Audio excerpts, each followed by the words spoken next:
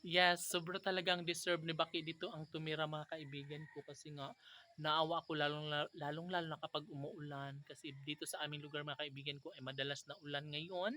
Simula nung January hanggang ngayon, uulan ng bonggang-bongga tapos iinit man ng ilang araw, ayun lang. Tapos yes, si Baki mga kaibigan ko ay sobrang mabait naman siya, ayun oh. Yan. Baki, i-feel mo na lang itong bahay na ito, no? Kasi nga kailangan deserve niyo yan na magkaroon kayo ng tirahan na maganda kasama ang iyong anak.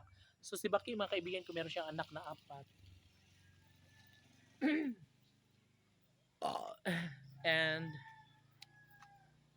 kailangan niya rin talaga, sana nga umuwi na yung may-ari ng ano, yung amo ni Baki para at least may mag-alaga na sa kanila, may magpapakain na sa kanila, and makakatulog na sila sa kanilang bahay. May bahay yan sila mga kaibigan ko katabi sa amin, kaso lang wala nga dyan yung amo niya, so nasa Maynila ngayon, kaya isang taon na mahigit hindi pa bumabalik, kaya yung bahay niya ay sarado, walang tao, kaya kawawa yung yung mga aso na abandon na talaga sila. But anyway, ito naman yung kabilang side ng pabahay mga kaibigan ko. Wayway! Gabi na dang! Wayway! Andito ako oh! Why? Dali! Tinataas ko yung kamay ko mga kaibigan ko kasi hindi ako nakikita ni Wayway. Ay, and meron pala siyang jowa doon. Sayaan mo na lang yun. So, ito na nga, mga kaibigan ko yung kabilang side. O, di ba?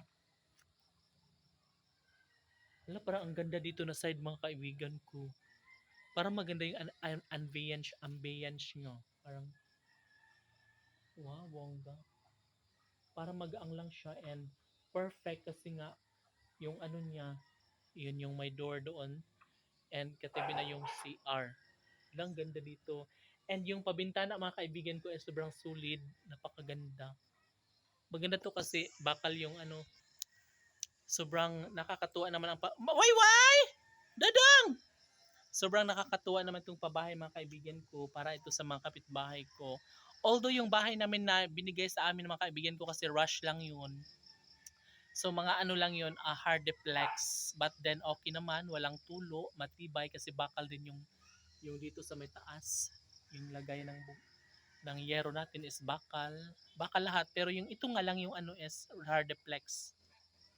Pero okay na yun, napakaswerte na kasi nga at sobrang happy na kasi nga meron kaming matutulugan. Alam mo yun, iba pa rin. Kasi dati mga kaibigan ko, imagine 3 months kaming doon sa may high school, yung evacuation center namin, doon kami natutulog for almost 3 months. Kaya sobrang napakahirap kasi nga sama-sama lahat. And nung nagkaroon na kami ng unit, nagkaroon na kami ng uh, lugar dyan. Kasi first working pamilya ang nabigyan na kasama kami. Kaya nakalipat kami agad. And ito, mga kaibigan ko, yung mga kapitbahay na maaring titira dito ay imagine almost 3 years na sila. So naghihintay pero ito naman dumating sa kanila nakasemento na and sobrang konkreto talaga ang pabahay. So see you again tomorrow mga kaibigan ko. It's Megan and Day Marikit. Bye!